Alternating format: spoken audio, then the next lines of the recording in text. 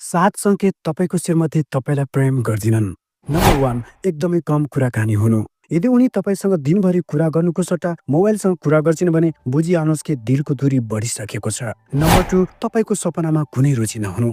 जब तपाईँ आफ्नो लक्ष्यहरू सेयर गर्नुहुन्छ तब उनलाई निद आउन लाग्छ भने वार्निङ बेल बजिरहेको छ। नम्बर 3, हरेक कुराहरूमा रिसाउनु। साना साना कुराहरूमा घोचपेच गर्नु र रिसाउनु। प्रेमको फुल अब काँडा बनिसकेको छिन्। नम्बर 4, तपाईँलाई उपेक्षा गर्नु। यदि तपाईँलाई लाग्छ कि कोठामा तपाईँ अदृश्य हुनुहुन्छ, लाइक तपाईँ उनीसँगै हुनु र नहुनुमा कुनै अर्थ छैन, न त उनी तपाईँलाई हेर्छिन् न त तपाईँप्रति कुनै रुचि नै देखाउँछिन्। नम्बर 5, दोस्रो पुरुषहरूसँग तुलना गर्नु। जब तुलना सुरु हुन्छ भने सम्झिनुहोस् कि दिल कहीँ अन्यत्रै भड्किरहेको छ। नम्बर 6, साना साना कुराहरूमा झुट बोल्नु। विश्वास टुट्न हमेसा झुटबाटै सुरु हुने गर्दछ। सानो झुट ठुलो दूरी।